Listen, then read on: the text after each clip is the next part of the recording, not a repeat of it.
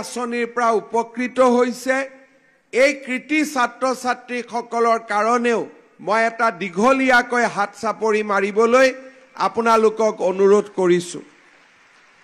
শ্ৰদ্ধাৰ ৰাইজ, আপোনালোকে জানে যে ৰাষ্ট্ৰীয় শিক্ষা নীতিত এই কথা কোৱা হৈছে যে প্ৰত্যেক 5 কিলোমিটাৰৰ মূৰে মূৰে একোখন হাইস্কুল থাকিব লাগে। 5 কিলোমিটাৰ যদি আমি ধৰি লওঁ তেতিয়ালে ঘৰৰ পৰা এজন ছাত্ৰী বা ছাত্ৰ বিদ্যালয়লৈ আহিবৰ বাবে 5 কিলোমিটাৰ পৰ্যন্ত বাছত হওক, চাইকেলত হওক, স্কুটাৰত হওক, খোজকাঢ়ি হওক আমি আহিব লাগে।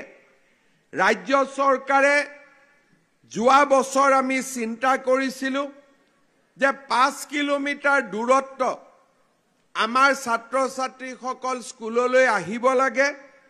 আমি যদি তেওঁলোকক এমই স্কুল শেষ কৰি নৱম মানত হাইস্কুল আৰম্ভ হয়, আমি নৱম মান শ্ৰেণীত এখেতসকলক একোখন ছাত্ৰ ছাত্ৰীসকলক চাইকেল দিব পাৰোঁ নেকি?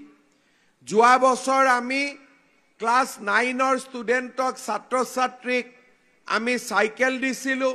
তেওঁলোক এতিয়া ক্লাছ 10ত পঢ়ি আছে। এইবাৰ আমি আকৌ অসমৰ 3,23,640 গৰাকী ছাত্ৰ ছাত্ৰীক আমি চাইকেল একোখন দিবৰ বাবে এই 12 দিনত ব্যৱস্থা লৈছিলোঁ। আজি মই গৌৰৱেৰে সৈতে ক'ব খুজিছোঁ যে আমাৰ ডিব্ৰুগড় জিলাৰ 10,720 গৰাকী ছাত্ৰ ছাত্ৰীয়ে আজিৰ সভাতে চাইকেল লাভ কৰিব। অৰ্থাৎ নিজৰ নিজৰ স্কুলত আমি তেওঁলোকক চাইকেল একোখনকৈ গতাই দিম যাতে সকলোৱে সুন্দৰভাৱে স্কুললৈ আহিব পাৰে আৰু নিজকে ভৱিষ্যত জীৱনৰ বাবে সাজু কৰিব পাৰে। এতিয়া আপোনালোকে যদি চিন্তা কৰে তেতিয়াহ'লে এটা কথা অনুভৱ কৰিব, আমাৰ সকলো ছাত্ৰ ছাত্ৰীৰ হাতত নিজৰ নহলেও দেউতাকৰ মোবাইল আছে। আমি সকলোৱে গুগল কৰিব জানো। ভাৰতত অসমতকৈ বহুত চহকী ৰাজ্য আছে। কৰ্ণাটক, অন্ধ্ৰপ্ৰদেশ, তামিলনাডু, উৰিষ্যা। ক'বলৈ আমি যদি এফালৰ পৰা ক'ব যাওঁ, উপাৰ্জনৰ দিশৰ পৰা অসমৰ নম্বৰ হ'ল 17 নম্বৰ।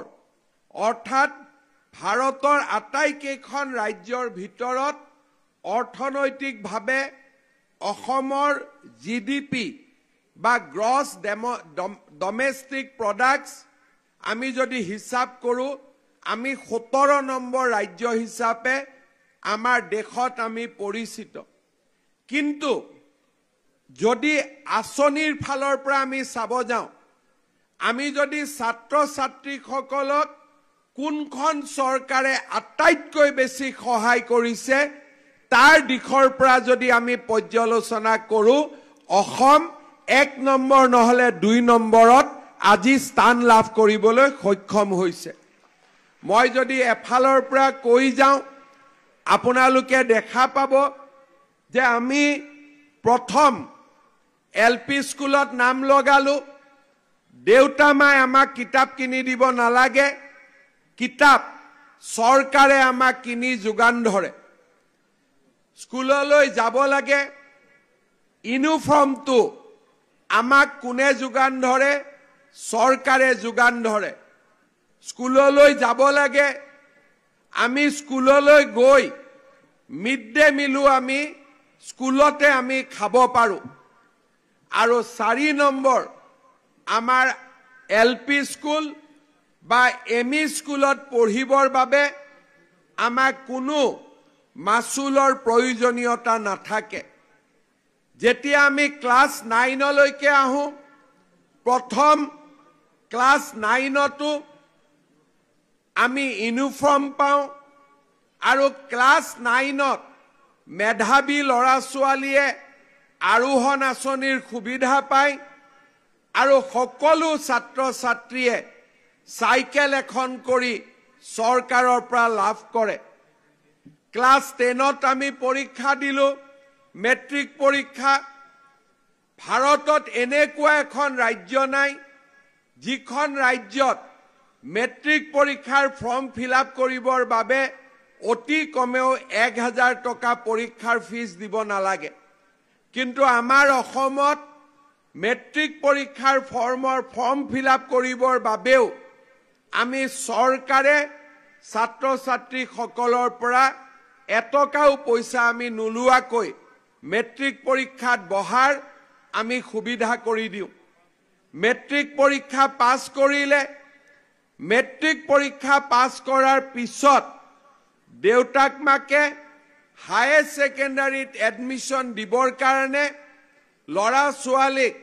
6000 টকা এডমিশনৰ কাৰণে দিব লাগে আমি সিদ্ধান্ত ললো যে আমাৰ লৰা ছোৱালীয়ে উচ্চতৰ মাধ্যমিকত পঢ়িবৰ কাৰণেও নাম ভৰ্তি কৰিবৰ বাবেও 1 টকাও দিব নালাগে তেওঁলোকক আমি বিনামূলীয়াকৈ নাম ভৰ্তিৰ ব্যৱস্থা কৰি দিম আজি মই আপোনালোকৰ আগত গৌৰৱেৰে ক'ব পাৰো যে এনেকৈ হায়াৰ সেকেন্ডাৰী বা কলেজত বিনামূলীয়াকৈ নাম ভৰ্তিৰ সুবিধা দিয়া গোটেই ভাৰতবৰ্ষৰ ভিতৰতে অসমে অকল আৰু অসমে অনন্য আৰু অসমে একক ইয়াৰ বাহিৰে সকলো ৰাজ্যতে এডমিশনৰ বাবে পইচা দিব লাগে ইয়াৰ পিছত হায়াৰ সেকেন্ডাৰীত আমি নাম ভৰ্তি কৰিলো যিসকলে মেট্ৰিক পৰীক্ষাত 75% নম্বৰ লাভ কৰিলে তেওঁলোকক আমি আনন্দৰাম বৰুৱা বঁটা দিলো 12500 টকা তেওঁলোকৰ বেংক একাউণ্টত আমি প্ৰতি বছৰে দিয়াৰ ব্যৱস্থা কৰো তাৰ উপৰিও যিসকল ছাত্ৰীয়ে এইবাৰৰ পৰা আমাৰ হায়াৰ সেকেন্ডাৰীত নাম ভৰ্তি কৰিছে তেওঁলোকৰ বেংক একাউণ্টত ধনী দুখীয়া আমি একো নাচাওঁ প্ৰত্যেকৰে বেংক একাউণ্টত আমি 1000 কৈ টকা আমি দিয়াৰ ব্যৱস্থা কৰিছো নিযুত মইনা আঁচনিৰ জৰিয়তে তাৰ পিছত আমি ডিগ্ৰীলৈকে নাম ভৰ্তি কৰিলো ডিগ্ৰীত নাম ভৰ্তি কৰোতেও আমি এটকাও দিব নালাগে আৰু হায়াৰ সেকেন্ডাৰীত যিসকল ছাত্ৰ ছাত্ৰীয়ে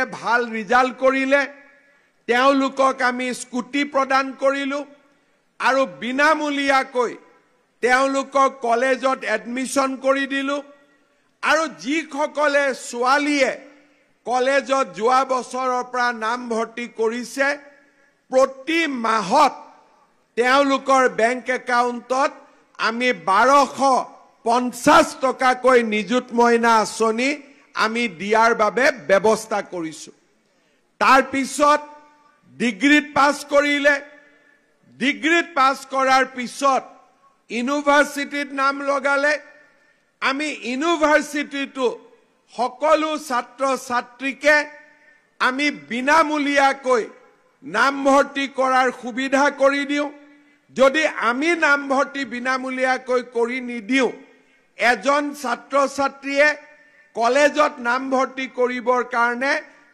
ইউনিভাৰ্চিটিত নাম ভৰ্তি কৰিবৰ বাবে ডিব্ৰুগড় ইউনিভাৰ্চিটি গুৱাহাটী ইউনিভাৰ্চিটিত 20000 টকা কৰি পকেটৰ পৰা দিব লাগিব আমিতো 20000 টকা নলওঁৱে বিনামূলীয়াকৈ কৰি দিয়াৰ পিছতো ইউনিভাৰ্চিটিত যিসকল ছোৱালী এডমিশন লৈছে ধনী দুখীয়া একো নোচোৱাকৈ আমি তেওঁলোকক প্ৰতি মাহত তেওঁলোকৰ বেংক একাউণ্টত 2500 টকা 2500 টকাকৈ প্ৰতি মাহত আমি বেংকত জমা দিওঁ তেওঁলোকৰ বেংক একাউণ্টত জমা দিওঁ আজি ইয়াৰ যদি এটা আঁচনিও আমি বন্ধ কৰি দিওঁ বোলে অহা বছৰ এই আঁচনিটো নচলাওঁ যদি আমি নচলাওঁ বুলি ভাবো দেউতাক মাকে হায়াৰ সেকেন্ডাৰীত নাম লগাবৰ বাবে 6000 টকা ডিগ্ৰীত নাম লগাবৰ বাবে 15,000 টকা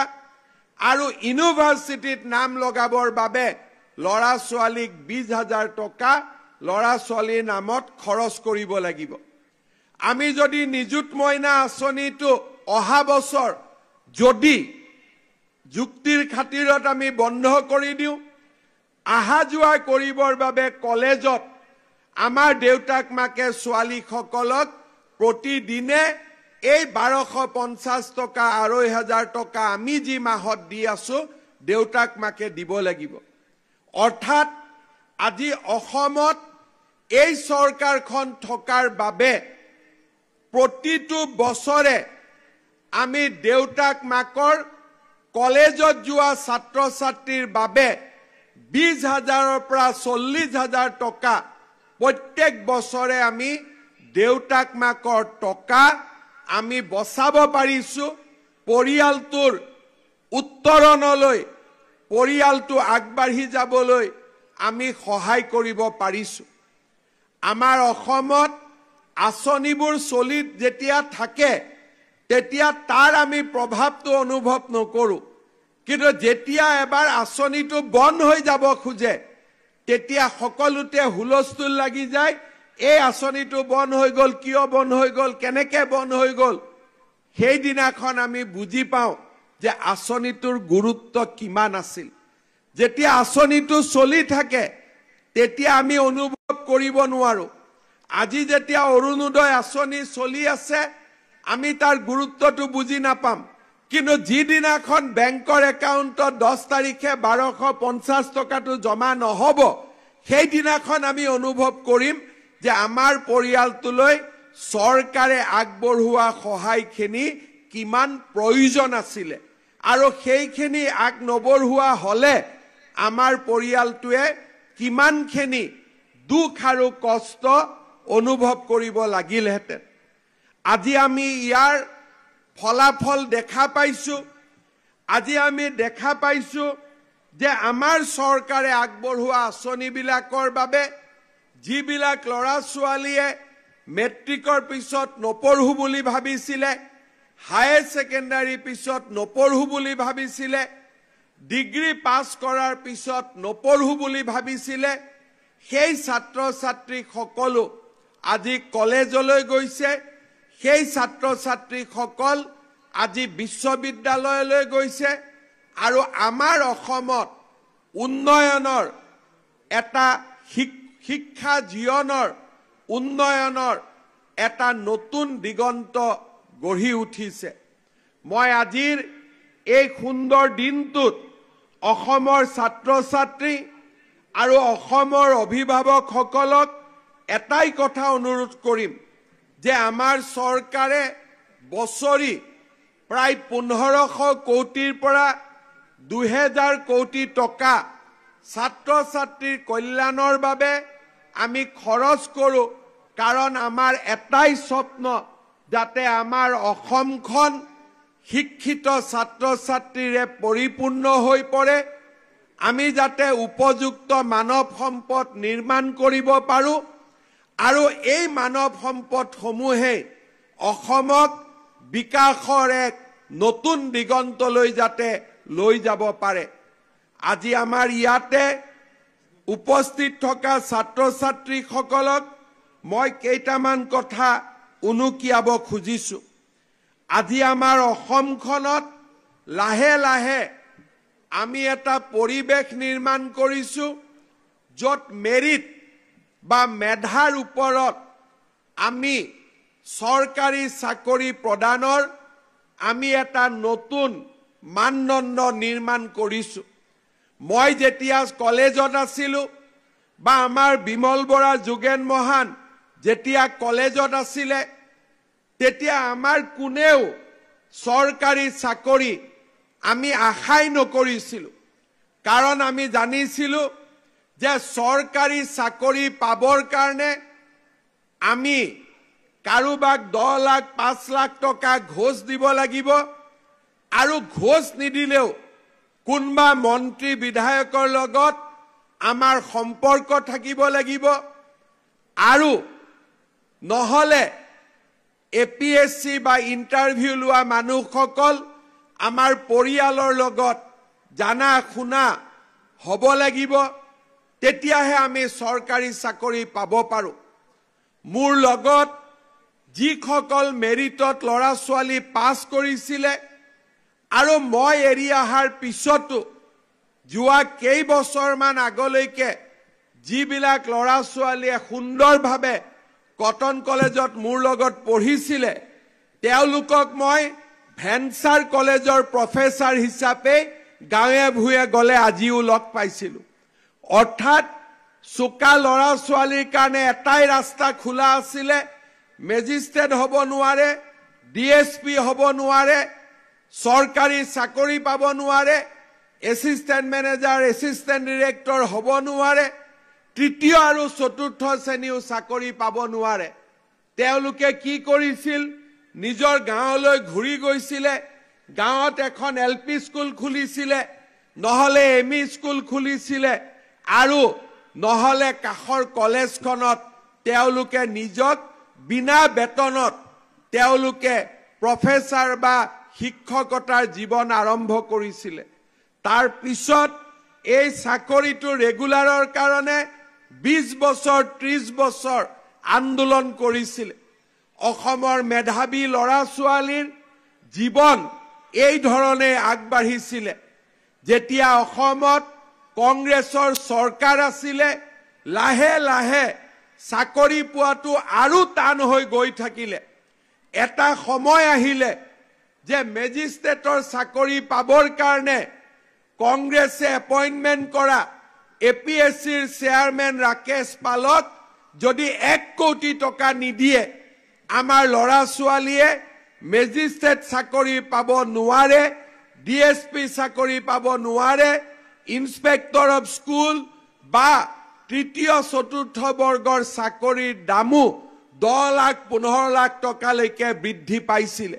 2015 চনত যেতিয়া কংগ্ৰেছৰ লাষ্ট বছৰ আছিলে, সেই সময়ত চাকৰিৰ বজাৰত একোটা চাকৰিৰ মূল্য 1 কোটি টকালৈকে আগবাঢ়িছিলে। সেই সময়ত নিযুক্তি পোৱা বহুত অফিচাৰৰ লগত যেতিয়া মই কথা পাতো, বহুত কৰ্মচাৰীৰ লগত মই যেতিয়া কথা পাতিলে মই তেওঁলোকক বুজি পোৱা হৈছিলো যে এওঁৰ নিযুক্তি ৰাকেশ পালৰ দিনত হৈছে, গতিকে বেছিকৈ কথা বতৰা পাতি বিশেষ একো লাভ নহয়, এওঁৰ পৰা ৰাইজৰ কাম বিশেষ নোলাব। এনেকুৱা পৰিৱেশ হৈছিলে যে ইন্সপেক্টৰ অফ স্কুলছৰ মই মিটিং পাতো, মিটিঙত মই সুধো যে আপোনালোকে প্ৰত্যেক কথাতে টকা লয় কিয়? তেতিয়া মোক কয় যে ছাৰ 20 লাখ টকা দি চাকৰি লৈছো, সুদত টকা আনিছো, গতিকে টকা মাৰিব লাগে, টকাটো ঘূৰাই দিব লাগে, গতিকে টকা যদি নলওঁ আমি কেনেকে সুদত টকা ঘূৰাই দিম? এইটো আছিল অসমৰ পৰিৱেশ। আৰু আমাৰ চৰকাৰী কৰ্মচাৰীসকলক আপোনালোকে যেতিয়া কেতিয়াবা অফিচত যায়, 2-এজন অফিচাৰৰ ওপৰত কৰ্মচাৰীৰ ওপৰত যেতিয়া আপোনালোকৰ খং উঠে, কথাই কথাই টকা খোজে, আপোনালোকে মাত্ৰ গুগল কৰিব তেওঁৰ নিযুক্তি কোন চনত হৈছিলে, বাকি আৰু একো উত্তৰ নালাগে। নিযুক্তিৰ বছৰটোৱে গোটেই প্ৰশ্নৰ উত্তৰ আমাৰ সন্মুখলৈ আহি পৰিব, বেলেগ আৰু একোৱে কৰিব নালাগে। এনেকুৱা এটা অসমৰ পৰিৱেশ আছিল। যেতিয়া APSCৰ ৰিজাল্ট দিয়ে, তেতিয়া ৰাতিপুৱাৰ পৰা গধূলিলৈকে টিভিত বহি লৈ মানুহে হিচাপ দিয়ে, অমুক মন্ত্ৰীৰ খুলখালিয়েক, অমুক MLAৰ ঘৈণীয়েক, অমুক মন্ত্ৰীৰ ভতিজাক, অমুকজন বিষয়াৰ খুলখালিয়েক, এইবিলাক লিষ্ট ওলাইছিলে। এইটো আছিলে অসমৰ বাস্তৱ। আৰু এই নিৰ্মাণ কোনে কৰিছিলে? যেতিয়া আমাৰ অসমত কংগ্ৰেছ দলৰ চৰকাৰ আছিলে, চাকৰিৰ এখন বজাৰ খুলি অসমৰ নৱপ্ৰজন্মক ধ্বংস আৰু হত্যাৰ ফালে লৈ গৈছিলে। মই বহু সময়ত কওঁ, ড্ৰাগছ খুৱাই মানুহক ধ্বংস কৰিব নালাগে, মদ খুৱাই ধ্বংস কৰিব নালাগে, উচ্চ শিক্ষিত কৰি যদি চৰকাৰী চাকৰিত টকা দি ল'ব লাগে, তাতকৈ আৰু অন্যায় যুৱ সমাজৰ বাবে একোৱেই হ'ব নোৱাৰে, তাক মই বিশ্বাস কৰিছিলোঁ। আৰু সেই কাৰণে আমি পৰিৱৰ্তনৰ কাৰণে কাম কৰিছিলো আজি এপিএসসিৰ যেতিয়া ৰিজাল্ট দিয়ে তেতিয়া ৰিজাল্টৰ পিছত আমাক বেয়া পোৱা টিভিটো নিউজ কৰিবৰ বাবে বাধ্য হয় যে এইজন ল'ৰা তৰকাৰী বেপাৰীৰ ল'ৰা এইজন ল'ৰা বিধৱা মহিলাৰ ল'ৰা এইগৰাকী ছোৱালী বজাৰত দোকান পাতি সৰু বস্তু বিক্ৰী কৰা এগৰাকী মহিলাৰ সন্তান যি চাকৰি এদিন মন্ত্ৰী বিধায়কৰ ল'ৰা ছোৱালীয়ে পাইছিলে অফিচাৰৰ ল'ৰা ছোৱালীয়ে পাইছিলে আজি সেই চাকৰি যোৱা 3 বছৰত অসমৰ সাধাৰণ মধ্যবিত্ত আৰু দৰিদ্ৰ শ্ৰেণীৰ ল'ৰা ছোৱালীৰ বাবে আমি মুকলি কৰি দিব পাৰিলো আৰু এই হৈছে পৰিৱৰ্তিত অসম এইখনেই হৈছে নতুন অসম এইখনেই হৈছে বিকশিত অসম শ্ৰদ্ধাৰ ছাত্ৰ ছাত্ৰীসকল এই কথা আজি মই কিয় উল্লেখ কৰিছো আন্দোলনে আমাৰ জীৱন ধুনীয়া নকৰে কাৰোবাৰ পৰা 2 টকা চান্দা তুলি বিহু পাতি অনুষ্ঠান পাতি অসমীয়া জাতিটো কেতিয়াও আগুৱাই যাব নোৱাৰে অসমীয়া জাতি তেতিয়া আতৰি যাব অসমীয়া জাতি তেতিয়া উন্নতিৰ চৰম শিখৰত গৈ উপস্থিত হ'ব যেতিয়া আমাৰ ছাত্ৰ ছাত্ৰীসকলে শিক্ষাক জীৱনৰ আটাইতকৈ গুৰুত্বপূৰ্ণ ব্ৰড হিচাপে আমি মানি লম তেতিয়াই আমাৰ অসমখনৰ পৰিৱৰ্তন হ'ব বহুতে বিশ্বাস কৰে যে আন্দোলন কৰি অসমৰ উন্নতি কৰিম পৃথিৱীত এনেকুৱা এটা জাতি নাই যিটো জাতিয়ে আন্দোলন কৰি উন্নতি কৰিব পাৰিছে কিন্তু পৃথিৱীত বহুত জাতি আছে যিয়ে মাত্ৰ নিজৰ নতুন প্ৰজন্মক ছাত্ৰ ছাত্ৰীসকলক উচ্চ শিক্ষাৰে বৈজ্ঞানিক বনাই ডাক্তৰ বনাই ইঞ্জিনিয়াৰ বনাই শিক্ষক বনাই খেলুৱৈ বনাই সাংস্কৃতিক শিল্পী বনাই চিত্ৰশিল্পী বনাই একোখন সমাজক পৰিৱৰ্তন কৰিছে নিজৰ ৰাজ্যখনক উন্নতিৰ চৰম শিখৰলৈ লৈ গৈছে আমি যদি ভাৰতৰ বিভিন্ন ৰাজ্যলৈ চাওঁ এবাৰ মই তামিলনাডুত গৈছিলো আজিৰ পৰা 5 বছৰ আগতে তামিলনাডুত মই কেইজনমান মানুহৰ লগত কথা পাতিছিলো তেতিয়া মোক তেওঁলোকৰ লগত মই সুধিছিলো যে আপোনালোকৰ ৰাজ্যত মেডিকেল কলেজ কিমান আছে সেই সময়ত মোক কৈছিল 66খন 66 ইউনিভাৰ্চিটি ইঞ্জিনিয়াৰিং কলেজ 100ৰ ওপৰত আছিল তেতিয়া মই তেওঁলোকক সুধিছিলো যে ইমান অনুষ্ঠান কেনেকৈ হ'ল তেতিয়া তেওঁলোকে মোক কৈছিল this is the result of the Dravidian movement তেতিয়া মই মনত পেলাইছিলো অসমত ডাঙৰ আন্দোলন হোৱাৰ মোৰ মনত আছে দ্ৰাবিডতো এনেকুৱা দ্ৰাবিডিয়ান আন্দোলন হোৱাৰ মোৰ মনত নাই মই তেওঁলোকক সুধিছিলো যে কোন চনতে আন্দোলন হৈছিল বোলে লেট 80ত আৰু আন্দোলন হৈছিল তেতিয়া মই তেওঁলোকক সুধিছিলো ইমান ডাঙৰ আন্দোলন কোনেও গম নাপায় তেতিয়া মই সুধিছিলো আন্দোলনটো কি তেতিয়া তেওঁলোকে কৈছিল যে essence of Dravidian movement was movement for education যে শিক্ষাৰ পোহৰ বিলুৱাৰ গাঁৱে ভুঁয়ে সমাজে আন্দোলনৰ সৃষ্টি কৰিছিল আৰু সেই আন্দোলনৰ ফলশ্ৰুতিতে চৰকাৰে মেডিকেল কলেজ ইঞ্জিনিয়াৰিং কলেজ নিৰ্মাণ কৰিছিল যাতে তামিলসকলে বিশ্বত এটা সৰ্বশ্ৰেষ্ঠ জাতি হিচাপে আগুৱাই যাব পাৰে আমাৰ ইয়াত আন্দোলন বুলি ক'লে বন্ধ ধৰ্ণা পিকেটিং আমি বুজো আৰু তামিলনাডুত আন্দোলন বুলি ক'লে তেওঁলোকে শিক্ষাৰ আন্দোলন বুজে বৌদ্ধিক আন্দোলন বুজে আজি আমি চেষ্টা কৰিছো গাঁৱে ভুঁয়ে বিদ্যালয় খুলি চাহ বাগিচাত বিদ্যালয় খুলি অসমৰ জিলাই জিলাই মেডিকেল কলেজ খুলি অসমৰ চাৰিওফালে চাহ বাগিচাত বিদ্যালয় খুলি কলেজ খুলি ছাত্ৰ ছাত্ৰীসকলক বিনামূলীয়া নামভৰ্তিৰ পৰা নিযুত মইনা আঁচনিলৈ আমিও অসমত 80 শতিকাৰ শেষত যি তামিলনাডুত দ্ৰাবিডিয়ান মুভমেন্ট হৈছিল আমিও অসমত এটা নতুন অসমীয়াৰ আন্দোলন সৃষ্টি কৰিব খুজিছো যি আন্দোলন হাতত কলম লৈ হ'ব,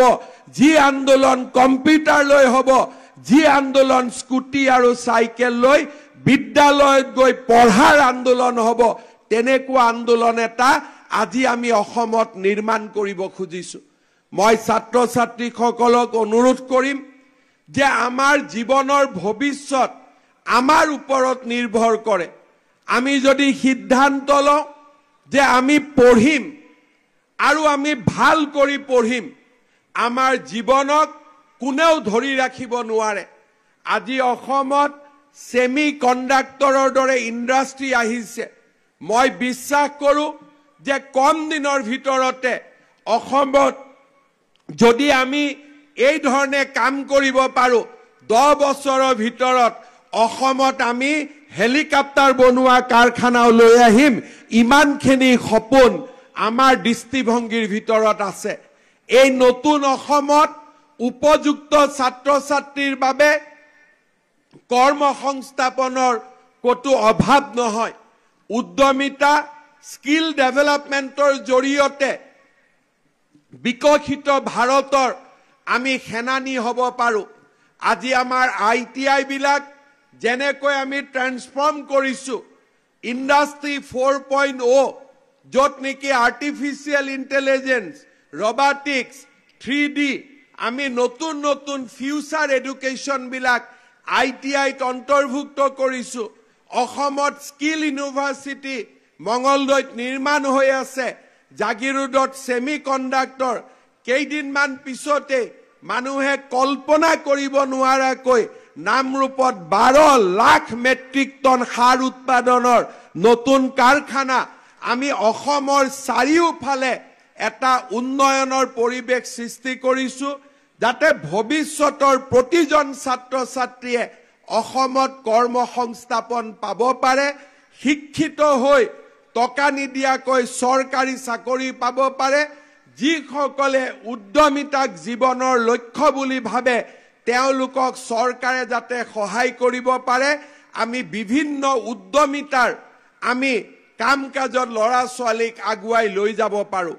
কিন্তু এই গোটেইবিলাকৰ এটাই ডাঙৰ চৰ্ত হৈছে যে আমি চান্দাৰ মানসিকতা এৰিব লাগিব, আন্দোলনৰ মানসিকতা আমি এৰিব লাগিব আৰু শিক্ষাৰ মাজেৰে জগত জয় কৰাৰ আমি সপোন দেখিব লাগিব। আমাৰ চৰকাৰে সকলোকে সহায় কৰিছে। প্ৰথমবাৰৰ বাবে মৰাণ জনগোষ্ঠীৰ ল'ৰা ছোৱালীক আমি DSP বনাইছোঁ, মেজিষ্ট্ৰেট বনাইছোঁ। মটক জনগোষ্ঠীৰ ল'ৰা ছোৱালীক আমি DSP বনাইছোঁ, মেজিষ্ট্ৰেট বনাইছোঁ। আৰু এইবাৰেই আমাৰ যি তৃতীয় আৰু চতুৰ্থ শ্ৰেণীৰ চৰকাৰী চাকৰি ওলাই আছে, তাত 3% চাহ বাগিচাৰ ল'ৰা ছোৱালীয়ে চৰকাৰী চাকৰি পাবলৈ সক্ষম হ'ব। ইমানবিলাক কাম আমি অসমত কৰিছোঁ যে যি কাম আগতে কোনেও কেতিয়াও কল্পনা কৰিব পৰা নাছিল। কিন্তু এই গোটেইবিলাকৰ লক্ষ্য কি? এই গোটেইবিলাকৰ এটাই লক্ষ্য, আধুনিক অসম নিৰ্মাণ কৰা, বিকশিত অসম নিৰ্মাণ কৰা আৰু মোৰ ছাত্ৰ ছাত্ৰীসকলৰ বাবে